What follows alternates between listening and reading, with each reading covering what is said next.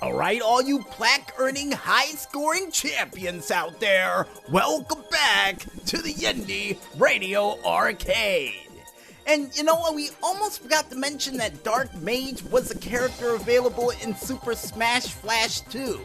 And not to mention the fact that he reminds me a little bit of Orko from He-Man. You know what, Maestro? It would be cool if they had He-Man in the game too. Neither that or Lionel from the Thundercats. The possibilities are endless. But besides potential dream characters that I wish made it into that game, folks, I think it's time for us to check out a couple of your independent games and put them on high display with some high scores along the way for another edition of the Indy Wall of Fame. And the first game that we have up comes from the developers Nas Papa Games with their game Deer Simulator, your average everyday deer game. And no, it's not average at all, because the deer reminds me automatically of Stretch Armstrong with a little hint of a what-if scenario if the sketch from Robot Chicken Kid Venison had its own game. And this would be it. And here's hoping in the near future for this game is that they allow you to be the giant oversized koala that tries to climb the side of a building. Only thing I really hope for in the near future, but the fact that I see the deer actually trying to fight it, I got a feeling it's not friendly at all. But hopefully we can make it friendly. Because, you know, I like koalas. And besides animals that I liked since I was a kid, folks, the next game that we have up comes from the developers Strategy Labs with their game Builders of Egypt. And this game automatically reminds me of a combination of not only SimCity societies if it took place in Egypt, but a little hint of the 10 Commandments in there as well. Cause I got a feeling Moses is lurking around somewhere in this game. And here's hoping in the near future for this game that you get help from historical figures that can help you build certain objects in the game, sort of like what you can do with Civilization. I don't know, I got a feeling that somebody could help you out with that. Or, you know, a special gift from the gods. And the next game that we have up, besides building oversized pyramids in Egypt, comes from the developers Pyramid Games. And I had no idea that was the developer name for the next game, folks, with their game Rover Mechanic Simulator. And this game automatically reminds me a little bit of the robotics lab that we used to have back in Synergistics many moons ago, with a little hint of Apollo 13 in there as well. Now, why does it remind me of Apollo 13? Because I got a feeling they used some form of rover on that planet. And Maestro told me that was on Mars, and I got my rovers confused. Well, here is hoping in the near future for this game, besides getting a chance to actually fix these rovers, they also give you a chance to actually use these rovers on the planets. And according to the Maestro, flip to page 4, and apparently they're showing the outside of a planet with the rover actually walking on it, so, I got a feeling you can. Nice! And the next game that we have up, besides us remembering a synergistic lab that we never really took in school but watched from a distance, comes from the developers Game Labs with their game Ultimate Admiral Age of Sail. And this game automatically reminds me of not only a combination of Assassin's Creed 4 Black Flag with the ship battle mode that you would do, but a little hint of Risk in there as well, due to the way that some of the pieces look. And here's hoping in the near future for this game that they allow you to customize your own ships for these said battles. Well, at least the flags. Because, you know, representing Spain or Germany or any of those other places, I would love to actually represent a country that I made up myself. I would have said Uzbekistan, but Maestro said that place is real, so to avoid any further embarrassment, the next game that we have up comes from the developers Donkey Crew with their game Last Oasis. And this game automatically reminds me of a combination of Wild Wild West, Mad Max, and a little hint of Howl's Moving Castle, mostly because you get a chance to ride in moving castles. Or moving bases, as they would say, but it might as well be a walking castle. And here's hoping in the near future for this game is that not only they allow you to build a walking castle, but the giant oversized spider from Wild Wild West in this game as well. Cause not many games utilize that vehicle, and I got a feeling this one will.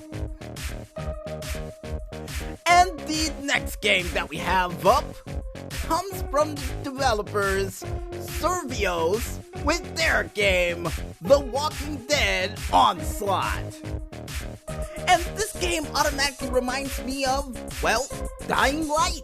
Yeah, definitely reminds me of Dying Light.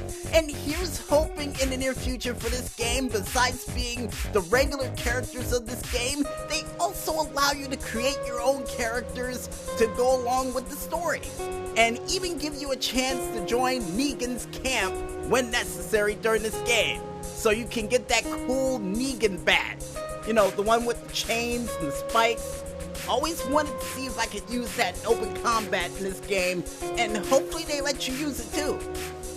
Besides joining Negan.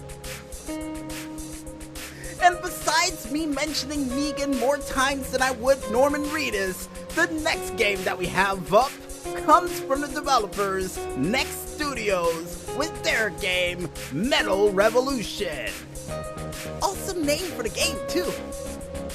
And this game automatically reminds me of a hint of not only Street Fighter, but a little taste of, I guess, Overwatch in there as well. And the only reason I say Overwatch, folks, is because some of the characters reminds me a lot of the other characters from Overwatch. And a little hint of Tekken, because one of the pictures that Maestro just showed me looks like Kunimitsu from the classic game of Tekken. Nice. And here's hoping in the near future, like most games that I hope for that are fighting games, is that they allow you to create your own special move for this game. Neither that or allow you to create your own fighter. Either or is what I'm hoping for in the near future for this game. Especially with how cool that Kunimitsu character looks, and as well as that robot that looks like something from Big Hero 6. Yeah. Got a feeling it's going to be a very interesting fight against those two. And the next game that we have up comes from the developers Game Labs. Oh nice, 2 games mentioned in one day. With their game, Ultimate Admiral Dreadnoughts. And this game automatically reminds me of a custom building version of Battleship. And the only reason I say that, folks, is because, well, it looks like something that you would see in the game Battleship, and it even looks like the Battleship that was on the cover of the box of Battleship. So yeah, definitely got some Battleship vibes here. And here's hoping in the near future for this game that not only they allow you to customize your ship to the fullest, but also allow you to use some new technology as time goes forward in this game. Because I got a feeling it's not going to stay 1916 for long in this game, or 1940.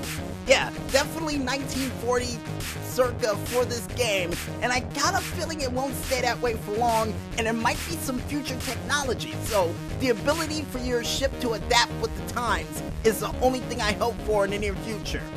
That and a chance for you to build a submarine too. Yeah, definitely want to have a DOS boost moment with this. And the next game that we have up comes from the developers Couch Game Crafters. Nice developer name, by the way, with their game Toaster Ball.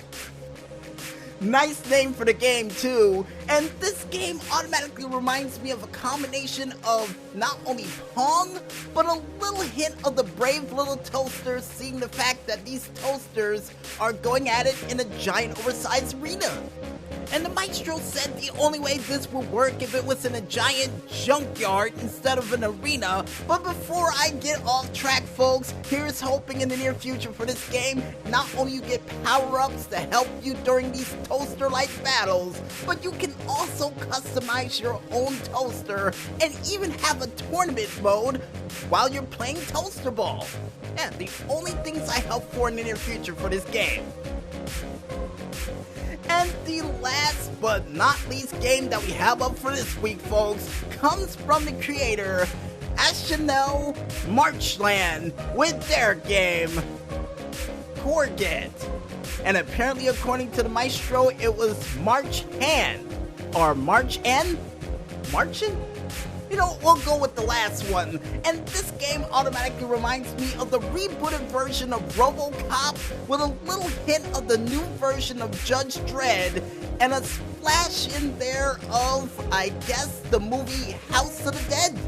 Yeah, because they do go into an ancient temple to try to take out the zombies too.